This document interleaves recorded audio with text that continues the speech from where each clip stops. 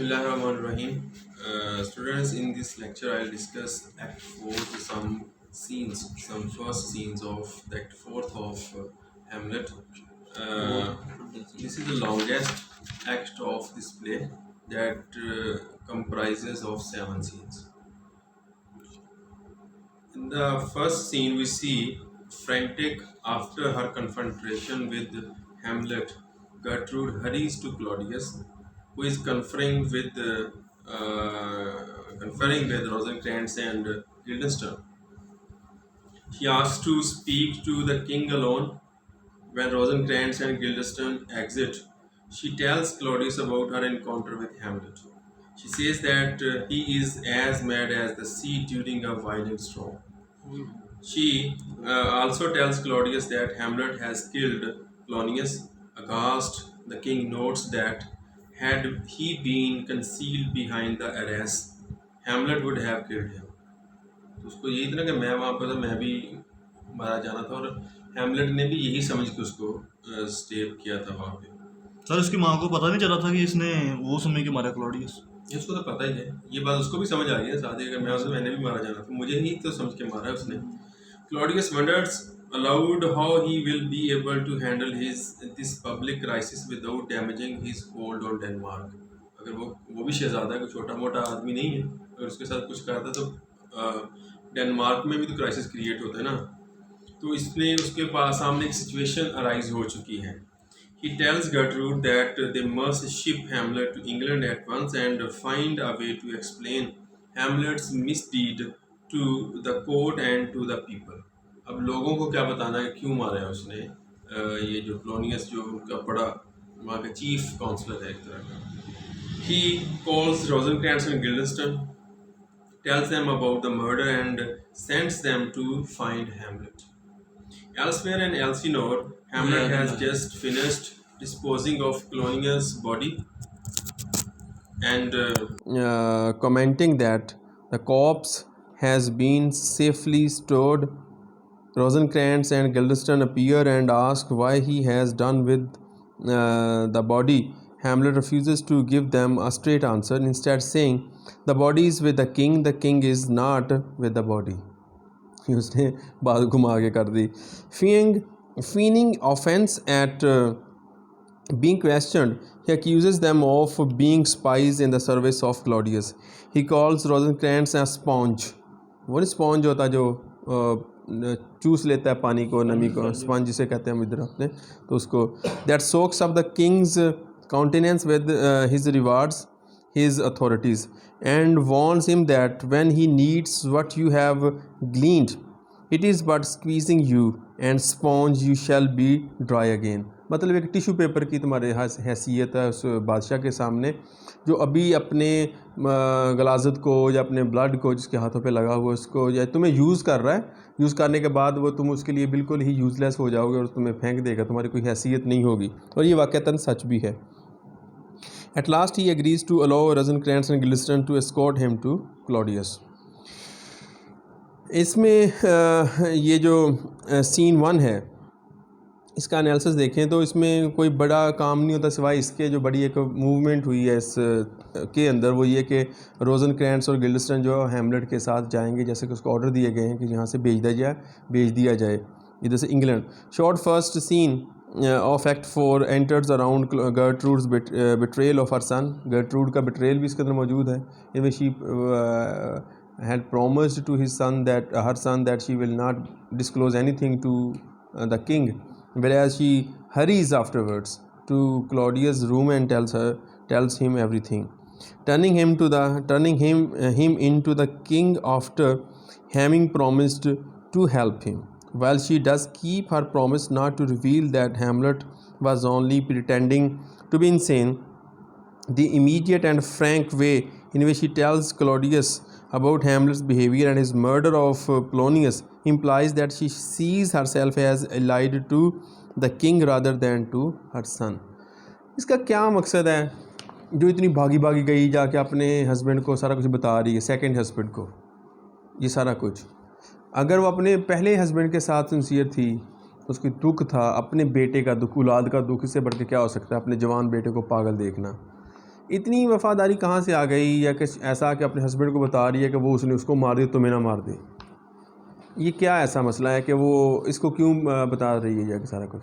Sir एक बात और भी है, अपने बेटे के साथ भी तो मिल सकती है वो। हाँ मिल सकती ना, क्योंकि उसको वो भी उसको पावर पता चल गया ना कि मेरे बाप को यानी उसके हस्बैंड को इसने मारा है, तो उसको तो उसके साथ मिलना चाहिए था, सच के साथ। ये बातिल के जाके हो साथ सकता है खड़े। फिर ये शामिल हो सकती है उसके साथ उसके। यहाँ से ये भी बात लगती है, लेकिन वो गोश्त मना भी कर रहा है इन्हों कुछ ना कहीं, वो क्यों क्योंकि कह। वो अपनी मोहब्बत की वजह से नहीं कह रहा, जी सर, वो उसको माफ कर रहा हो कि चलो ये मेरी वाइफ है। चलें ये बातें मज़ीद क्लियर होंगी, साथ साथ चलते जाएं। तो एक तो ये बात, whether Gertrude really believes Hamlet to be mad, क्या वाक़यातन उसको पागल लगता है तो इसलिए बात नहीं सुन रही उसकी, मान रही, या कि उसको सच मान के कह रही है कि मुझे नुकसान ना पहुंचाए आइंदा मज़ीद सर कोई। ये भी तो हो सकता है वो उसे पागल समझती और वो कहती है क्लॉडियस को कोई नुकसान ना पहुंचाए। हाँ जी, ये भी ना, पागल का क्या, जो मर्जी कर दे किसी को। और has simply recognise that her best interest lies in aligning her self with Claudius regardless of what she beliefs.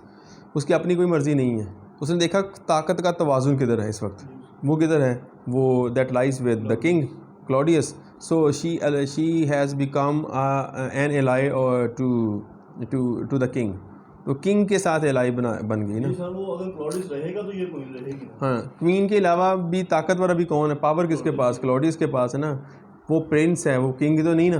तो वो प्रिंस है भी, लेकिन अभी तो वो पागल बना हुआ है। पागल भी है वो, अलग बात है पागल होना, लेकिन पावर की यहाँ पे गेम भी लग रही है। Is impossible to determine from this scene and largely a matter of one's personal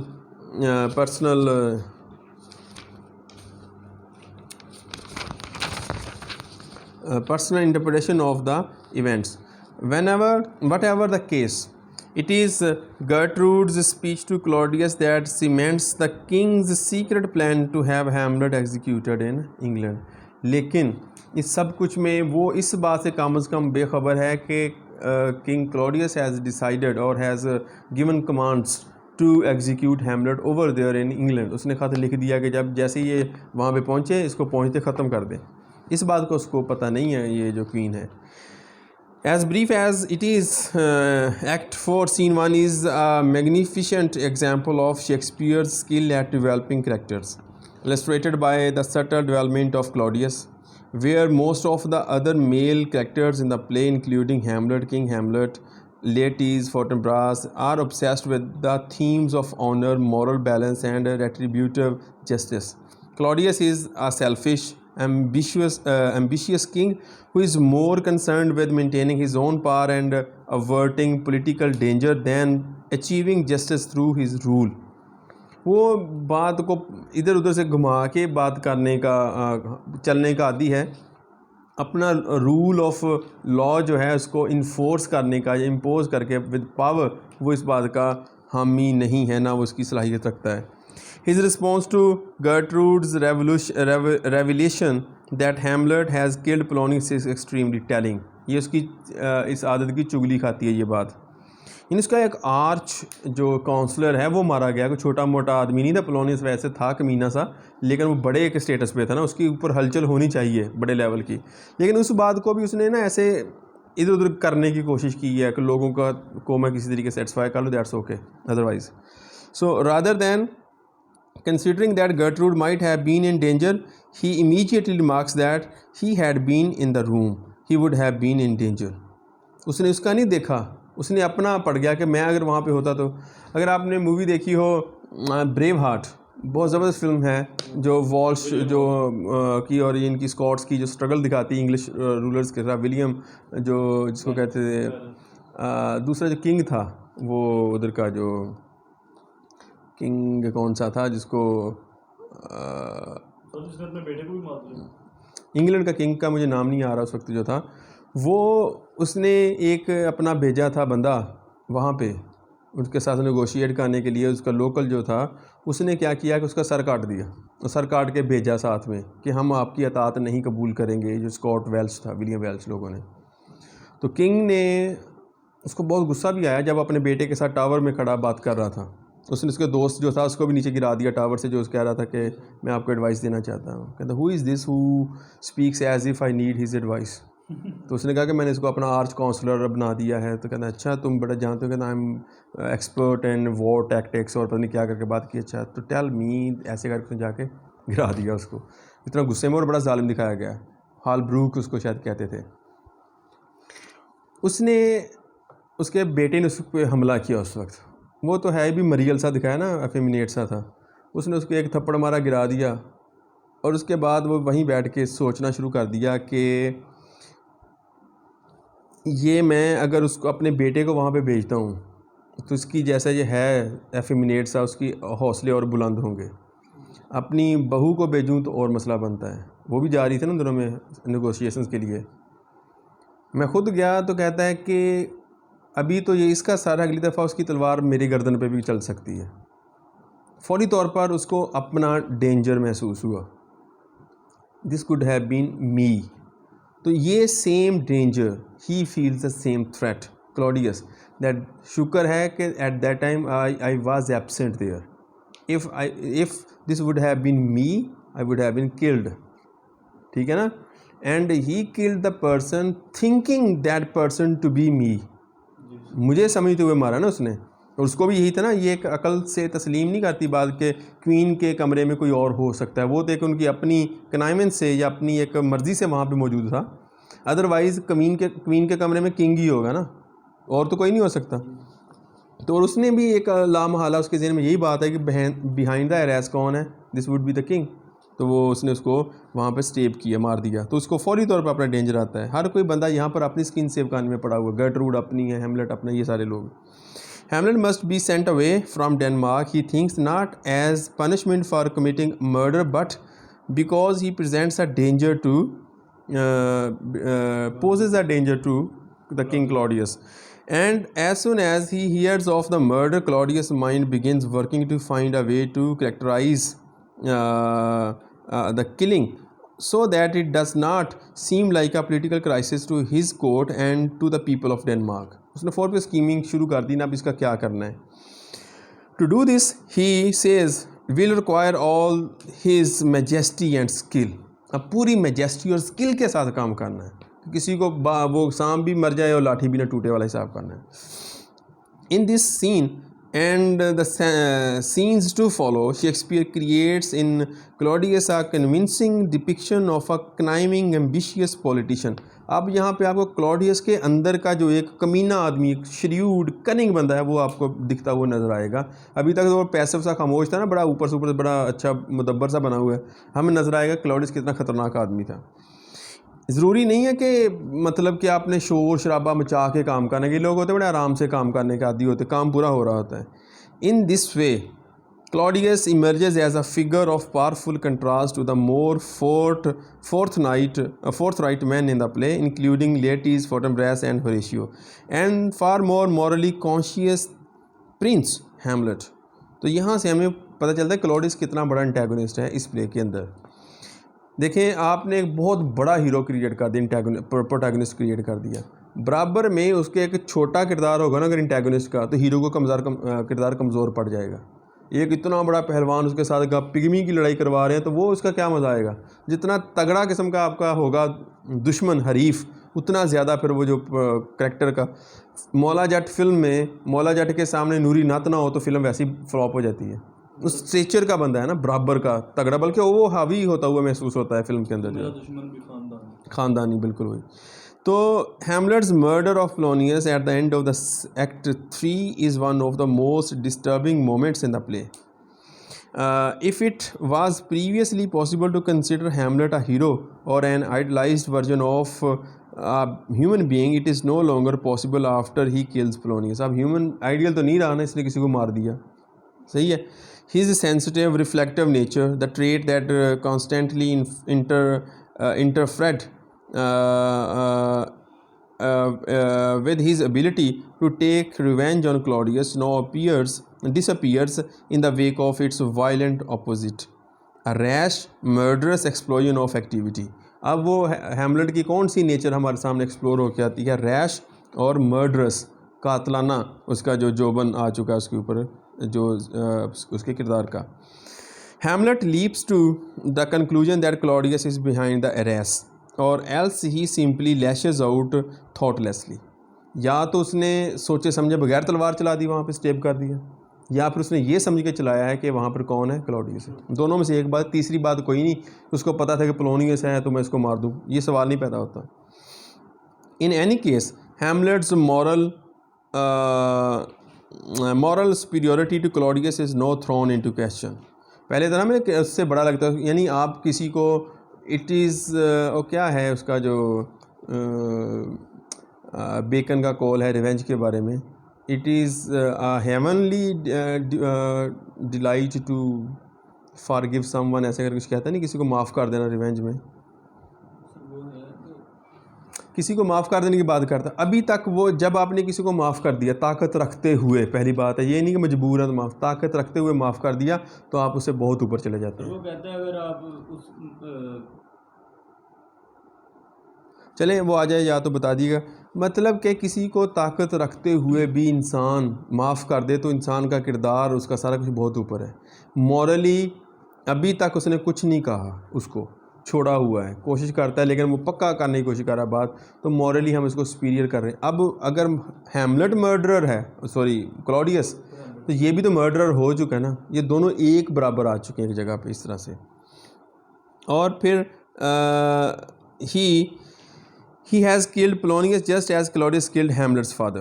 The only difference being that Hamlet's murder was not premeditated and was not committed out of jealousy or ambition. तो यहाँ पे फ़र्क कोई नहीं है, दोनों तरफ जान गई, वजूहात थोड़ी सी डिफरेंट हो सकती, बस बाकी कत्ल दोनों ने किया है। और Hamlet also eases his conscience with the fact that Polonius was dishonestly spying on Hamlet at the moment when he was killed. उसने अपने एक रैशनल तजवीज़ अपने लिए बना ली ना एक, कि मैंने क्यों किया, कहता है कि क्योंकि मेरे ऊपर ये कर रहा था सारा कुछ, while I was meeting with my mother, तो और उस वक्त उसने स्पाई किया तो इस जुर्म में मारा गया। उसने अपना जवाज़ बना लिया कि मैंने कौन सा इसलिए जानबूझ के मारा, इसलिए वजह, तो ना करता ना मारा जाता। सो नेक्स्ट में देखते हैं कि but the result of Hamlet's deed is very similar to that of Claudius. Laertes and Ophelia have lost a father just like as he has lost his father.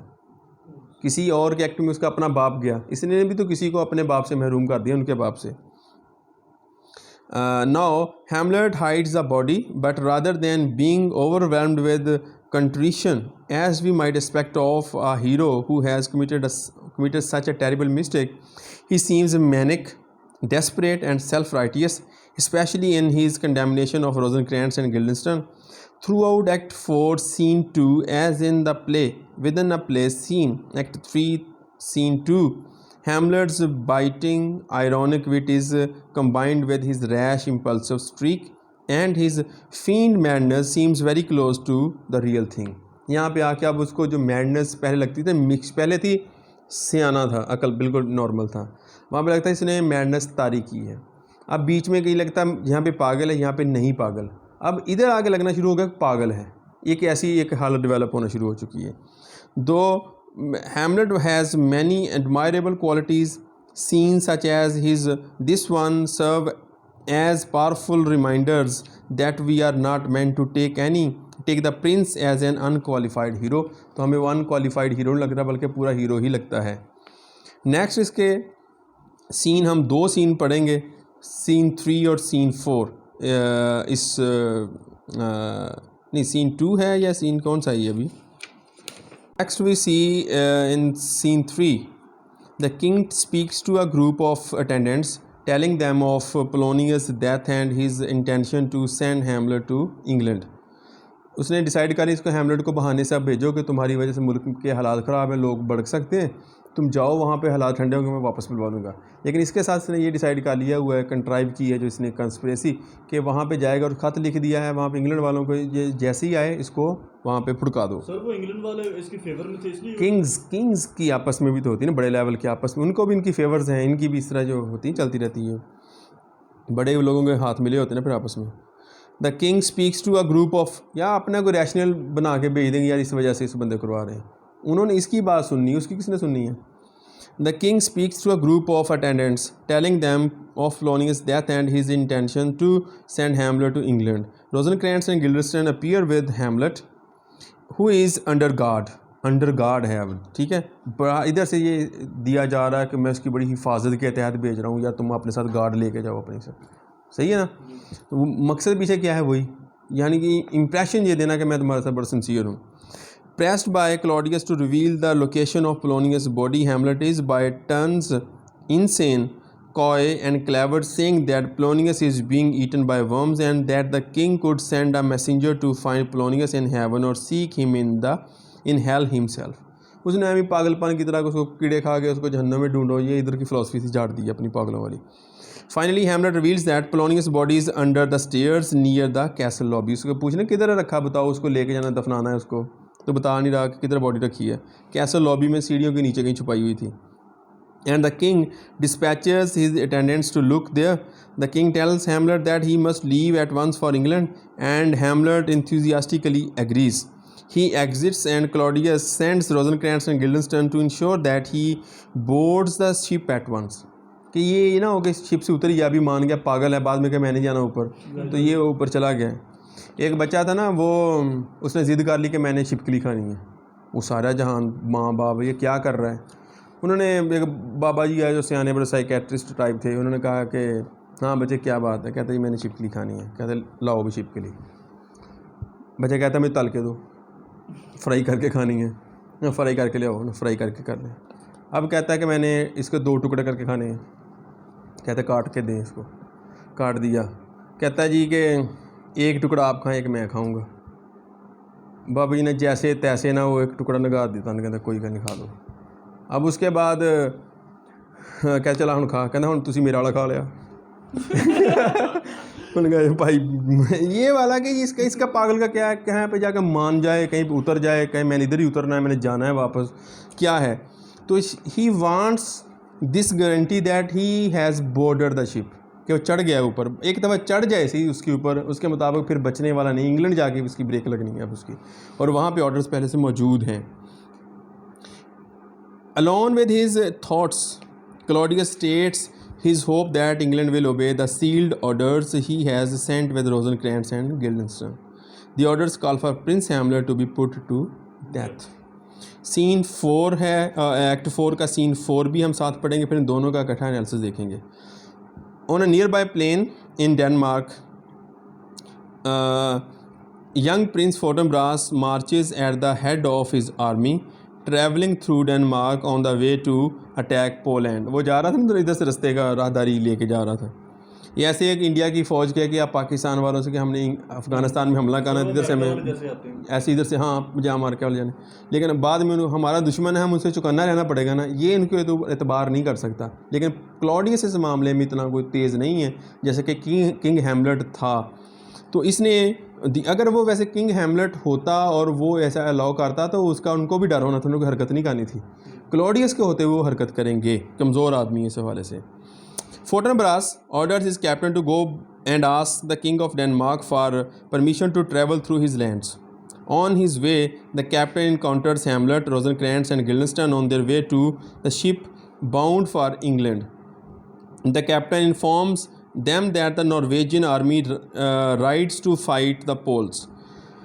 Hamlet asks about the basis of the conflict, and the man tells him that armies will fight over a little patch of land that hath in it no profit but the name. जैसे पाकिस्तान और India की फ़ौजें glacier के ऊपर इतना खर्चा कर रही हैं, सियाचिन ग्लेशियर्स के ऊपर। लड़ाई किस बात की है, सिर्फ एक आकड़ सी अपनी लगाई हुई है। पहाड़ की एक साइड पे इंडिया है, एक तरफ पे पाकिस्तान है, वहाँ पे बैठे हुए दुनिया जहान की महंगी तरीन महाज बनाई हुई है सिर्फ अना की खातर। यहाँ पे बात लड़ाई किस चीज़ की, लैंड की नहीं है। वो लैंड कितनी कोई है भी नहीं कीमती चीज़ या कोई अहमियत नहीं रखती। वहाँ पे ऑनर की बात बना के ऑनर की लड़ाई हो रही है वहाँ पे। And astonished by the thought that a bloody war could be fought over something so insignificant, Hamlet Marvels that human beings are able to act so violently and purposefully for so little gain. By comparison, Hamlet has a great deal to gain from seeking his own bloody revenge on Claudius, and yet he still delays and fails to act towards his purpose. उसने अपना comparison कर लिया कि छोटी सी बात पे 2 फ़ौजों की लड़ाई हो रही है, मुल्कों की, बात भी कोई नहीं, फ़ायदा भी नहीं, मेरा तो बहुत बड़ा कॉज है, उसके लिए मैं अभी तक अपने आप को डिले करके बैठा हुआ हूँ। फिर उसको जाते जाते एक बात सी आ गई उसके अंदर जो कि उसको एग्रीवेट करेगी दोबारा से रिवेंज की तरफ। Disgusted with himself for having failed to gain his revenge on Claudius, Hamlet declares that from this moment on his thoughts will be bloody. यहाँ से उसने फैसला कर लिया कि अब मैंने इसको छोड़ना नहीं है, जो मर्ज़ी हो जाए। पहले था ना कि कुछ कुछ रखना है, थॉट्स ब्लडी कर ली उसने अपनी। एनालिसिस अगर इन हम दोनों सीन्स का देखें, थर्ड और फोर्थ सीन्स का, तो as we saw in Act 4, Scene 2, the murder of Polonius and the subsequent traumatic encounter with his mother seems to leave Hamlet in a frantic, unstable frame of mind. The mode in which his excitable nature seems very similar to actual madness. हमें लगता ही नहीं है यहाँ पे ये फीनिंग है इसकी, field madness नहीं लगती, वहाँ पे हमें वो सचमुच में पागल लगता है। He seems to be a real madman. He taunts Claudius, towards whom his hostility is now barely disguised. उसकी नफ़रत जो है अब वो नेकड हो चुकी है सबके लिए। कम से कम क्लॉडियस को पूरा पता चल चुका है कि ये मेरे अगेंस्ट है, हॉस्टाइल है। उसकी माँ को तो उसने बता ही दिया अपनी को। क्लॉडियस अपने एहसासात के ज़रिए उसको समझ चुका है कि ये इसको अब उसके दरम्यान एक ना सो कॉल्ड सा एक इनविजिबल सा पर्दा है रखा हुआ उन्होंने अपने तौर पे, जिसमें वो एज्यूम करते इसको पता नहीं है, मैं भी प्रिटेंड करना कि मुझे नहीं पता, उसने ये प्रिटेंड करना मुझे नहीं पता, लेकिन पता दोनों को ही है। And masks light of Polonius murder with word games. He also pretends to be thrilled at the idea of sailing for England with Rosencrantz and Guildenstern. देखें, हमें ये समझ नहीं आई, थोड़ी सी क्वेश्चन यहाँ पे अराइज़ होना चाहिए कि हैमलेट तो लगा हुआ था मैं अपने बाप का बदला लेना है, तो इतना अचानक उसको क्या हुआ कि उसने कहा कि इंग्लैंड जाओ, चल पड़ा। हैमलेट डेनमार्क का प्रिंस है, तो पाकिस्तान नहीं कहा कि चलो इंग्लैंड चलते, वीज़ा लग गया, पहुँची छड़ के सारा कुछ, जान छुड़ाओ। क्या वजह है? कोई तो वजह होगी ना। ये इतनी इंथुजियास्टिकली जब ओथेलो कहता है उसको सारी महाज पे भेजा जा रहा है, उसने कहा अभी उसकी शादी हुई है, उसको वो ड्यूक लोग कह रहे हैं कि हैमलेट अपना ओथेलो जाओ, तो कहता है विद ऑल माई हार्ट, कहता ठीक है जाऊंगा, जाता। इतना खुश नहीं हो के कहना चाहिए था, है ना। तो वो इतना जो खुश हो रहा है, वहाँ पे क्रिटिक्स कहते हैं कि ओथेलो हैज़ गॉन इम्पोर्टेंट, बूढ़ा हो चुका था, इम्पोर्टेंट हो चुका था। अपनी इम्पोर्टेंसी की वजह से जान छूटती सी महसूस हो रही थी उसको अपनी कॉन्जुगल ड्यूटीज़ से। तो कॉन्जुगल लाइफ को इग्नोर करके, अवॉइड करके वो उसको खुशी सी महसूस हुई। शादी तो कर ली, तो अब वो दूसरे अपने जो रिचुअल्स हैं शादी की वो उसको पूरा करने के काबिल नहीं था, तो इसलिए उसने बड़ी खुशी जान छूटी हुई ना महसूस हुई, जैसे बच्चा के बैठाए हुए पकड़ के उसको कहीं जाएँ भी वो भाग के जाता उधर। तो वो वाला उसके अंदर जो खुशी है वो, ये इंग्लैंड जाता मान के, लेकिन जो इसके अंदर एक इसने अपने थ्रिल्ड फील करवाया, उसके पीछे कोई मीनिंग है। सर ये तो वैसे ना जाए और क्लॉडियस को छोड़ के तो बिल्कुल ना जाएगा। हाँ, लेकिन क्या वजह है कि या तो उसने कुछ उसको जाहिर करना चाहा है या कोई और बात है। On some level he is prepared for what is to come. His farewell to his mother proved as much when he told her that he would trust his old classfellow as if they were adder's fanged. Adder's fanged सांप का जो दांत होते हैं जिसमें जहर होता है, फैंग्स जो होते हैं, वो मेरे लिए वैसे हैं। This is poisonous snakes, but although Hamlet suspects his friend's treachery, he may not fully realize the marvelous of Claudius' designs for him. Claudius' subterfuge जो है इसके अंदर, in asking the English to execute Hamlet reveals the extent to which he now fears Hamlet. इस हद तक वो उससे खौफज़दा हो चुका है, इसे अंदाज़ा कर सकते हैं, कहते हैं ख़त्म कर दो, समझ चुका है ना वो। अब उसको हम इधर से आप भी समझ सकते हैं कि हैमलेट से वो कितना ऑफेंडेड या नाराज़ है। सर उसे ये भी लगता होगा ये पागल जाएगा, नहीं पागल सा नहीं है, उसको पता, पागल हो ना हो, लेकिन उसको पता चल गया ना पागलपन की वजह क्या पीछे। जी सर वो तो होश में भी खतरनाक है पागलपन। अब उसके पास ऑब्सेशन बन गई ना, ऑब्सेशन उसको क्रिएट कर गई ना पागलपन उसके अंदर। ऑब्सेशन कौन सी है? बाप का बदला, बाप का मारा गया, इस वजह से काम उसको ख़तरा ज़्यादा भी है। सो नेक्स्ट में देखते हैं कि एक्सटेंट देख ली इसकी। वेदर हैमलेट इज़ सेन और mad, he is a danger to Claudius. जी दोनों हालतों में है ना वो खतरा. And Claudius wishes him to die. It is also revealing that one of Claudius' considerations in seeking to have Hamlet murdered in far off England rather than merely executing in Denmark. इसके पीछे क्या वजह है? Is that he is beloved by common people of Denmark. इधर मारेगा तो मामला ख़राब होगा, तो बाहर उसका कत्ल हुआ तो लोगों के होगा यार इधर से नहीं हुआ उधर के लोगों की तरफ, लोगों का गुस्सा किस तरफ डाइवर्ट होगा, उधर की तरफ चला जाएगा. Loved of the distracted multitude, as Claudius says. Again, where King Hamlet was a brave warrior, King Claudius is the crafty politician, a crook politician, constantly working to strengthen his own power, circumvent threats to his throne, and manipulate those around him to his own advantage. Finally, in Act 4, Scene 5 restores the focus of the play to the theme of human action. अब action की तरफ बात बढ़ती जा रही है ना, इसके ऊपर भी प्रेशर बढ़ता जा रहा है एक्शन का. बहुत सोच विचार का ली. ये ड्रामा का इतना मज़ा नहीं आ सकता ऐसे में मैं खुद भी नहीं इतना इसको, हालांकि मैंने सारा पढ़ा हुआ तो फिर भी वो पैशन नहीं फील हो रहा पढ़ाते हुए, पूरी अंडरस्टैंडिंग इंसाइट नहीं फ्राहम कर पा रहा जो इसकी फ्लावरी और ज़बरदस्त फ़िलोसॉफिकल लैंग्वेज ऑफ द हैमलेट के अंदर शेक्सपियर ने जो लिखी है.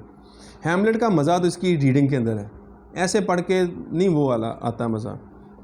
बहुत सोचो विचार हो चुकी है अब तक, बहुत ज़्यादा. अब वक्त है एक्शन का, अब टाइम आ चुका है कुछ अमल का. सो एक्शन की तरफ आता है. Hamlet's encounter with the Norwegian captain serves to remind the reader of Fortinbras presence in the world of the play and gives Hamlet another example of the will to action and that he lacks. उसने इनको देख के ना analysis हुआ यार ये सारा कुछ अपने करते फिर रहे हैं, बात भी कोई नहीं, छोटी सी बात कितना काम कर रहे हैं, कोई एक्शन कर तुले हुए हैं, मेरा तो मकसद ही बड़ा है तो मैं फिर क्यों इस पर रुका हुआ हूँ. तो इसने इस एनालिसिस के तहत कुछ फिर से सोचा है. Earlier he was amazed by the player's evocation of powerful feelings for Hecuba, legendary character who meant nothing to him. देखो वो प्लेयर्स रो रहे थे ना उसकी बात करते हुए, एक्टिंग के अंदर जाकर रो रहे थे. तो इसी तरह से हैमलेट को उस वक्त भी एक फील हुआ था यार ये इनके कुछ नहीं लगती वो है ब्यूका, उसका किरदार करने से इनको तकलीफ़ हो रही है, तो मेरा तो बाप मारा गया तो मुझे क्यों तकलीफ़ नहीं हो रही, शर्म नहीं आ रही मुझे, कहता खुद को अपने आप को कर रहा है. इसी तरह से आप अब इसको देखा कि छोटे से मकसद के लिए फ़ौजें खड़ी कर रखी हैं दो और वो एक्शन के ऊपर है, और मैं क्यों नहीं कर रहा, मेरा तो मकसद भी बहुत बड़ा है, बेमानी बात नहीं है. तो दोबारा से उसको रियलाइज़ हुआ. No he is awestruck by the willingness of Fortinbras to devote the energy of an entire army, probably wasting hundreds of lives and risking his own to reclaim a worthless scrap of land in Poland. मैंने अभी आपको सियाचिन वाली मिसाल दी है, पूरी फौज वहाँ पे लगी हुई. So Hamlet considers the moral ambiguity of Fortinbras' action, but more than anything else, he is impressed by the forcefulness of it, and that forcefulness becomes a kind of ideal toward which Hamlet decides at last to strive. My thoughts be bloody or be nothing worth. I shall be all bloody now. अब मुझे एक ही काम करना, मेरी सोच. एक ना film थी नेमो, वो जो एक कैरेक्टर है नेमो, छोटा सा वो मछली से आपने देखी होगी, ऑरेंज कलर की लाइन वाली बनी हुई थी. उसके अंदर ना वो कुछ सारे एक्वेरियम के अंदर जितने भी छोटे छोटे रखे होते हैं ना, पकड़ पकड़ के वो एक बच्चा से नेमो ले आते हैं पकड़ के, उसकी माँ ढूंढती फिरती है उसको. वो एक ना डॉक्टर ने अपने यहाँ एक्वेरियम बना रखा है, उसके अंदर वो नेमो भी डाल दिया ला के. अब अपनी माँ से बिछड़ा हुआ है बच्चा, उसकी दिखाई गई है ना फिल्म सी. उसके अंदर सारे कैरेक्टर्स इकट्ठे होते हैं. वो कहते हैं कि उन्होंने तरीका सोचा कि हम इस एक्वेरियम को बहुत गंदा कर दें. जब गंदा कर देंगे ना तो ये पानी गिराएगा उसके अंदर गटर के अंदर, तो गटर के ज़रिए फिर हम वापस समंदर में जाना है ना, तो उधर से जाके माँ को ढूंढ रहेंगे अपनी. ऐसा कोई चक्कर चलाया सारे जानवर, मेंढक हैं, इस तरह जो मछलियाँ मुख्तलिफ किस्म की है वो. तो उसमें कहता है कि सोचो, गंदगी फैला दो, सोचो भी तो गंदा सोचो. तो इसने भी कहा कि अब मैंने ब्लडी सोचना है, हर चीज़ था तो blood blood blood blood I plead. वो जो थी ना टेल ऑफ टू सिटीज़, उसने क्या लिखा था वहाँ पे जो मर रहा था, वाइन उसके साथ दीवार पे ब्लड. इधर से फ्रेंच रेवोल्यूशन सारी ब्लड आई प्लीड. ठीक है, तो माई थाट्स बी ब्लडी और नथिंग वर्थ, अगर मेरी सोच भी आई तो वो कौन सी है, खूनी सोच, नहीं तो मेरी सोच भी नहीं, उसका कोई फ़ायदा नहीं सोच का। ही डिक्लेयर्स, ऑफ कोर्स वो ख्वाब देखे तो देखे मेरे हवाले से, अब सोचना भी है तो फिर वो कातलाना अंदाज में सोचना है। Of course he fails to put his exclamation into action, वो जो अभी बड़क तो मार बैठा है ब्लडी, एक्शन में ट्रांसलेट करना उसके लिए मुश्किल हो रहा है। As he has failed at every previous turn to achieve his revenge on Claudius. My thoughts be bloody, Hamlet says, tellingly he does not say my deeds be bloody. Thoughts तो तुम्हारी पहली ब्लडी हैं, make your deeds bloody, deeds bloody करो तो कुछ हम जाने या माने तुमको। So this was our today's lecture, thank you very much.